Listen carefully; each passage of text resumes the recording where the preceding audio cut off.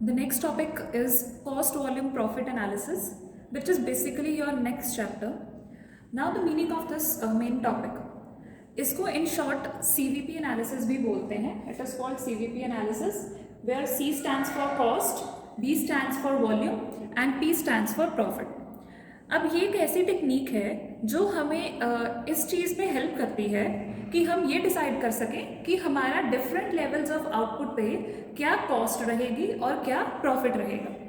हम इस particular technique में क्या रीड आउट कर रहे हैं कि हमारा volume, this is the V which is called volume, कि जब भी हम अपने वॉल्यूम को चेंज करते रहेंगे तो वॉल्यूम के चेंज होने से हमारा कॉस्ट कैसे चेंज हो रही है और हमारी जो प्रॉफिट की वैल्यू है वो कैसे चेंज हो रही है.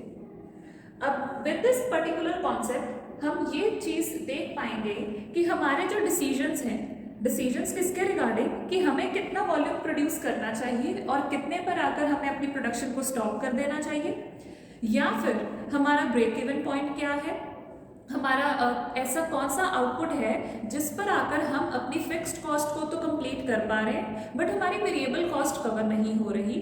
ये जो सारे के सारे डिसीजंस हैं उनको एनालाइज करने में हम इस पार्ट को यूज़ करते हैं. अब आपको इस पर्टिकुलर चैप्टर में एक पॉइंट हमेशा याद रखना है कि जैसे जैसे आपका आउटपुट इंक्रीज होता है, मतलब आपका वॉल्यूम जो है वो इंक्रीज होता है, उससे क्या है आपका जो कॉस्ट है वो फॉल करेगी, वो रिड्यूस होगी. इसका रीज़न क्या है? हमें पता है कि हमारी जो फिक्स्ड कॉस्ट होती है वो कांस्टेंट रहती है एक पर्टिकुलर आउटपुट के लिए. क्योंकि हम अपना वॉल्यूम इंक्रीज कर रहे हैं, हमारी फिक्स्ड कॉस्ट तो इंक्रीज नहीं हो रही, सिर्फ और सिर्फ क्या चीज़ इंक्रीज हो रहा है, हमारी वेरिएबल कॉस्ट. तो उससे क्या होगा, हमारा जो कॉस्ट पर यूनिट है वो रिड्यूस हो जाएगा. हमारा जो वॉल्यूम है उसके इंक्रीज होने से फिक्स्ड कॉस्ट पे कोई चेंज नहीं आ रहा, सिर्फ और सिर्फ आपकी वेरिएबल कॉस्ट ही चेंज हो रही है.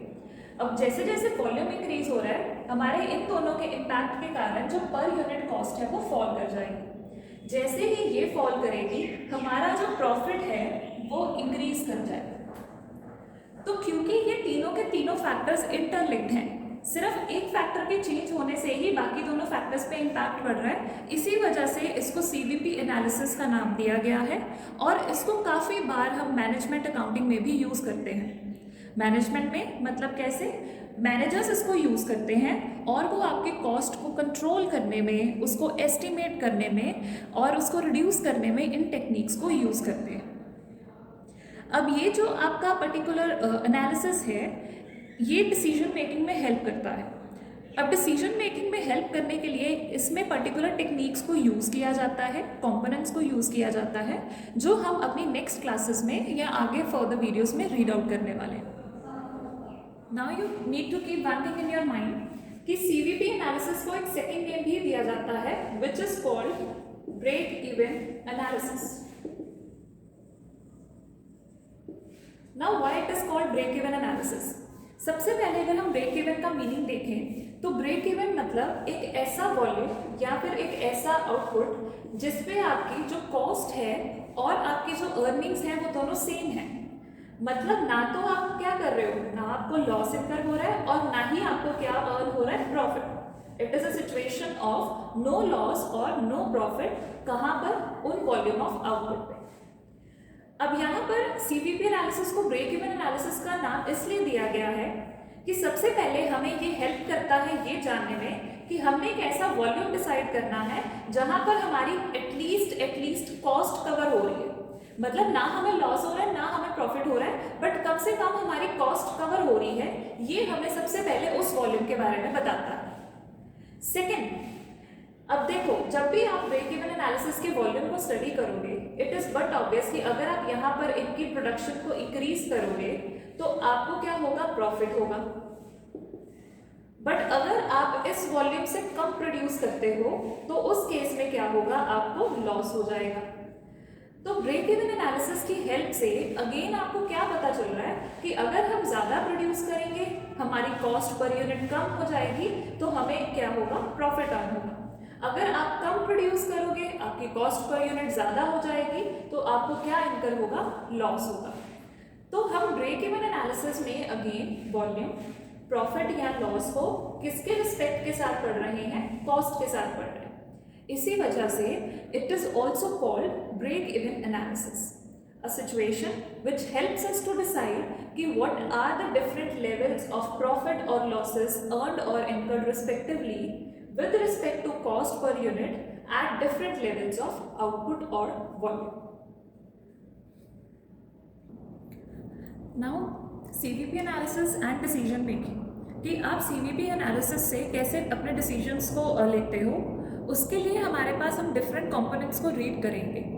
अब जो ये आपके डिफरेंट कंपोनेंट्स हैं, आप इनको डिफरेंट मेथड्स समझ लो या फिर आप इनको डिफरेंट टर्म्स समझ लो, बोथ आर सेम बिकॉज आप एक मेथड को दूसरे मेथड में यूज करने वाले हैं। So all the things are interlinked with one another. अब जो भी इसकी CVP analysis and decision making में टेक्निक्स हैं, बेसिकली हम इन टेक्निक्स को यूज करते हैं। सबसे फर्स्ट होती है आपकी कॉन्ट्रीब्यूशन। अब कॉन्ट्रीब्यूशन को अकेले तो नहीं यूज किया जाता, उसको हम बाकी की टेक्निक्स के साथ अंडरस्टैंड करेंगे, बट कॉन्ट्रीब्यूशन को एज सच मीनिंग क्लियर होना आपके लिए कंपल्सरी है। अब कॉन्ट्रीब्यूशन का मीनिंग हमने प्रीवियस वीडियो में भी किया था। इसको हम बोलते हैं your fixed cost plus profit और माइनस लॉस। आपका जो भी पेंडिंग पार्ट है, आपने अपने सेल्स में से वेरिएबल कॉस्ट को तो निकाल लिया, अब उसके बाद आपका जो भी पार्ट बचता है अपना, जो आपने फिक्स्ड कॉस्ट को कवर करने के लिए रखा है, उसको बोला जाता है कॉन्ट्रीब्यूशन। एक बार अगर आप अपने कंट्रीब्यूशन में से प्रॉफिट को निकाल दोगे तो आपके पास क्या बच जाएगा, फिक्स्ड कॉस्ट। या फिर अगर आप अपनी कंट्रीब्यूशन में से फिक्स्ड कॉस्ट को निकाल दो तो आपके पास क्या बचेगा, प्रॉफिट और लॉस। मतलब अभी तक आपने अपनी अर्निंग्स में से सिर्फ एक कंपोनेंट को ही एडजस्ट किया है और वो क्या है, आपका वेरिएबल कॉस्ट। कंट्रीब्यूशन आपको हेल्प करता है ये जानने में कि क्या आपकी अर्निंग्स आपकी फिक्स्ड कॉस्ट को कवर करने के लिए हेल्पफुल हैं या नहीं। क्योंकि अगर आपके पास फिक्स्ड कॉस्ट को सब्ट्रैक्ट करने के बाद लॉस आता है, इसका मतलब क्या हुआ कि आपकी जो अर्निंग्स हैं वो सक्सेसफुल नहीं है आपकी फिक्स्ड कॉस्ट को कवर करने में। बट अगर आपके पास आपका जो कंट्रीब्यूशन में से फिक्स्ड कॉस्ट कवर करने के बाद प्रॉफिट आता है, इट इज क्लियर कि आपके पास जो भी अर्निंग्स है वो आपके वेरिएबल कॉस्ट और फिक्स्ड कॉस्ट दोनों को कवर करने के लिए कंपेटेबल है। एंड अगर इसके बाद अगर यहाँ पर ना तो प्रॉफिट आए ना ही लॉस आए, मतलब nothing is left, neither profit nor loss, तो वो कौन सी सिचुएशन हो जाएगी आपकी, ब्रेक इवन की। मतलब आपकी कॉस्ट और आपकी अर्निंग्स दोनों सेम है, वो आपको कुछ भी जनरेट करके नहीं दे रही। सेकेंड टेक्निक होगी हमारी ब्रेक इवन पॉइंट। हम इसको डिटेल में करेंगे कि इसके फॉर्मूलाज क्या होते हैं।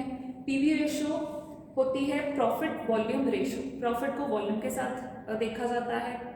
Margin of safety, sales for desired profit, break even analysis, angle of incidence.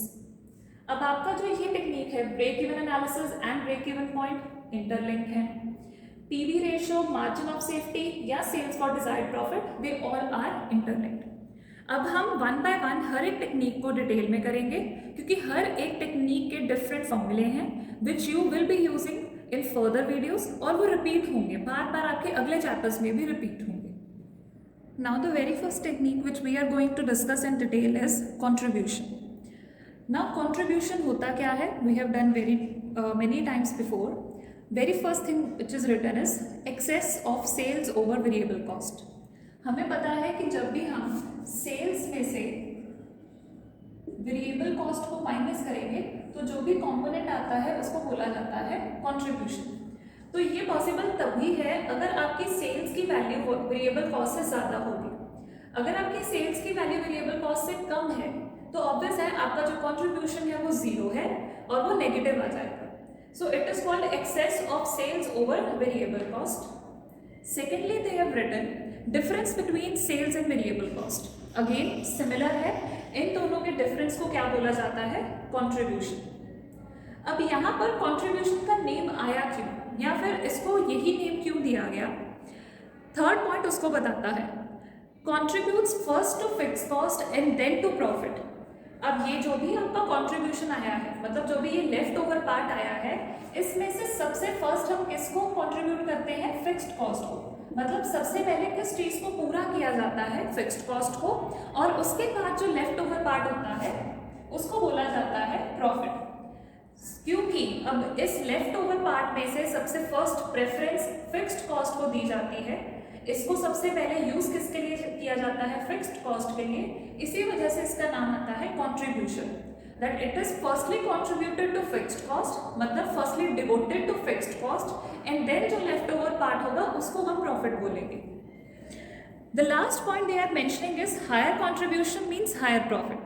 It is but obvious कि अगर आपका ये contribution higher होगा, chances ज़्यादा हैं कि आपके profit के लिए पैसा ज़्यादा बचेगा।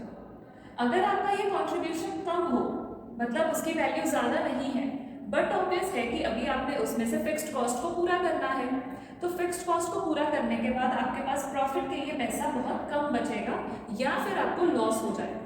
तो जितना ज़्यादा कंट्रीब्यूशन उतना ही आपको प्रॉफिट होने का चांस ज़्यादा होता है। अब कंट्रीब्यूशन को यूज़ करने के लिए डिफरेंट फॉर्मूलाज दिए गए हैं हमें, so we will be using those formulas in our questions to solve the different volumes of output. Now the different types of formulas which we will be using. The very first is total sales minus total of variable cost. आपको जितना भी आपने output बेचा है उसकी total sales, जितना भी अभी तक आपने आउटपुट बनाया है उसके ऊपर जितनी आपकी टोटल वेरिएबल कॉस्ट लगी है, उनके डिफरेंस को हम कहते हैं कि वो क्या है? कंट्रीब्यूशन। सेकेंड जो फॉर्मूला है वो फर्स्ट के साथ ही लिंक्ड है। डिफरेंस क्या है? यहाँ पर आप पर यूनिट वैल्यू ले रहे हो, दैट्स इट। ऊपर आपने क्या लिया था? टोटल लिया था कि टोटल वैल्यू कितनी आई है, but in this case now you are going to take per unit value. क्योंकि अब सेकेंड फॉर्मूला में हम पर यूनिट वैल्यू ले रहे हैं तो हमारा जो कंट्रीब्यूशन आएगा वो भी पर यूनिट के अकॉर्डिंग ही आएगा। द थर्ड फॉर्मूला अगेन हमने किया हुआ है, that is called fixed cost plus profit minus loss. हमने प्रीवियस लेक्चर में ऑलरेडी कवर कर लिया था। Last formula is new to you, sales multiply by PV ratio. PV ratio मतलब प्रॉफिट वॉल्यूम रेशो। अब वो जो रेशो है क्योंकि अभी तक आपने नहीं की है, so you will not have any idea कि आपने उसको यूज़ कैसे करना है, बट हम इसी चैप्टर में उस टेक्निक को यूज़ करेंगे।